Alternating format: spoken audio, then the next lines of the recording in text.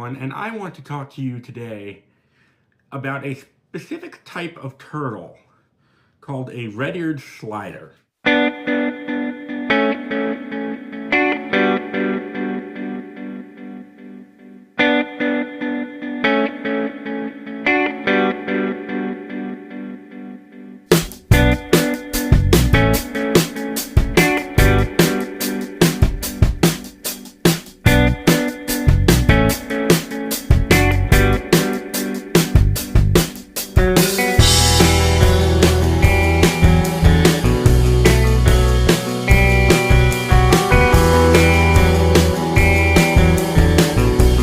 Now, this is Turt. We just got her in today as part of a rescue. Her previous home could not take care of her anymore. But prior to their situation, they took her in because she was in a 20-gallon tank with that much dirty water and stones in it. So not a great setup for this turtle. But she, aside from her past, overall she looks great. She does have a few nicks and dings, but it overall looks great. The bottom of her shell, the plastron, has a little bit of pitting here and there, but it's nothing to seriously worry about too much.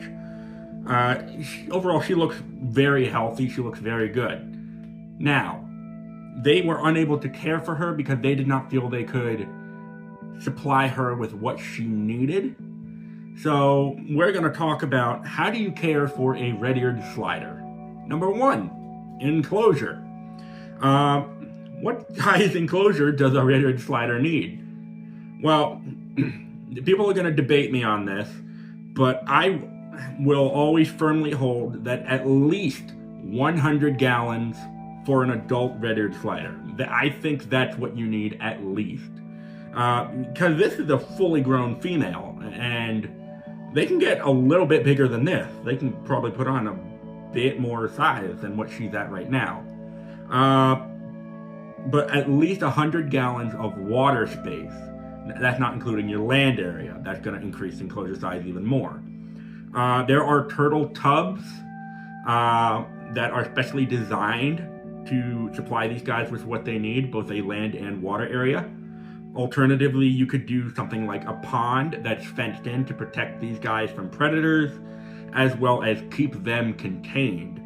Red-eared sliders are on every continent except Antarctica, and that's because they are super hardy animals. They have survived decades and decades of improper care, and it's just because they can tough it through even the worst conditions and still survive. They're not thriving by any means. And she survived who knows how long in improper care, and we have something in the works for her.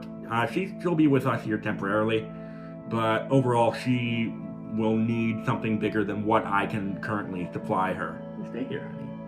Good girl.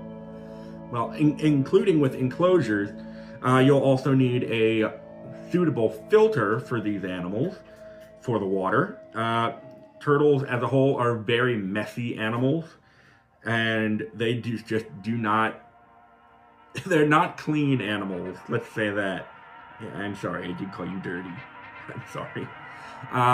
These guys do need a heavy-duty filter for their water area. For their land area, they do need a heat lamp if you're keeping them indoors, and a UVB bulb.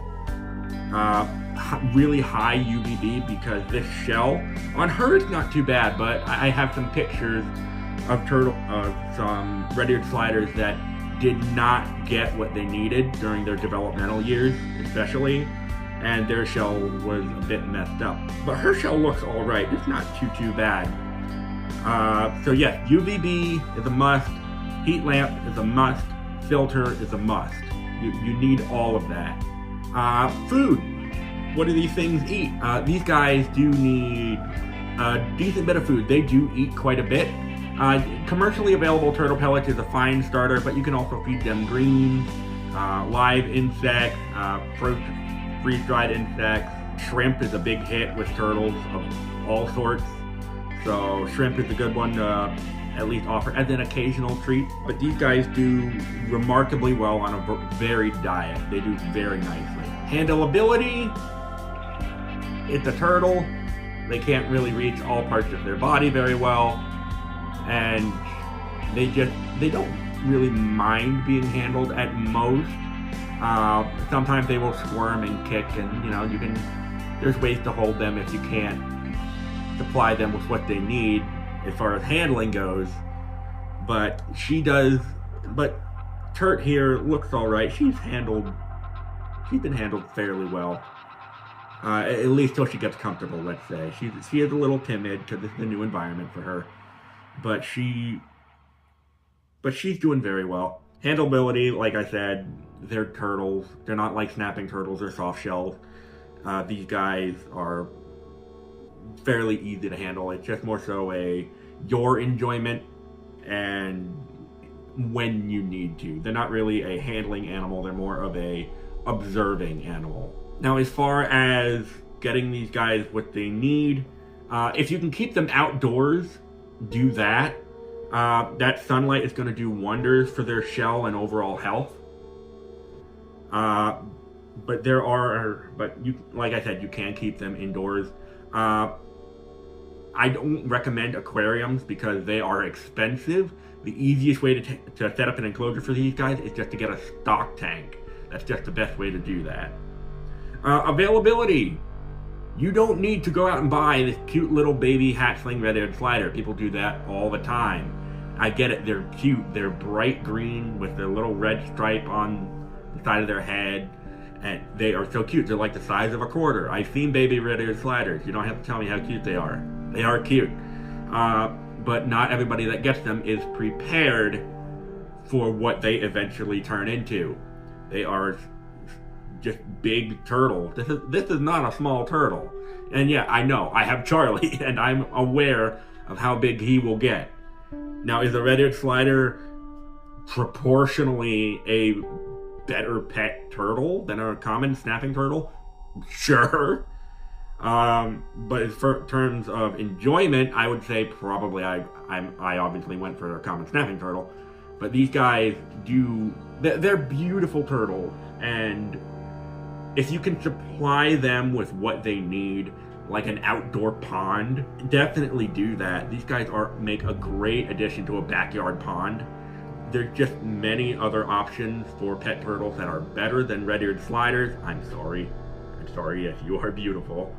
But they just, for how overbred they are, how overly available they are, you see them too often. And speaking from a professional's experience, you see them way too often for how big they are. These guys are also invasive, like I said, all across the world, because people get them, they get too big, or they don't want to deal with them anymore, and then they're released into local ecosystems. Here in Pennsylvania, they are invasive. In Europe, they are invasive. In Asia, they are invasive. They're everywhere except Antarctica has red-eared sliders. Don't get me wrong, now that I'm hating on red-eared sliders, they are beautiful turtles, but they're just not the best pet turtle for most people, especially with how big they get and what they need. But I can see how someone can fall in love with them because their head markings are just beautiful. Their bellies are beautiful, but they're just not great pets for most people that get them. If you want a red-eared slider, rescue one. Absolutely. We're going to find her a good home. I can't keep her long term. But part of what we do here at Ian's Reptilians is we work with owners to find their animals a good forever home that can take care of them properly. We're going to find you a home. Hi, Andy. But thank you all so much for watching. If you like what I do here, please like and subscribe. I know the channel is very new and just starting out, but I do have ideas for upcoming video projects that I'd like to do involving reptile care and we've got some big plans already in the works, so stay tuned for that. I guess I'll see you next time, and hopefully we can find Myth Turt here a good forever home.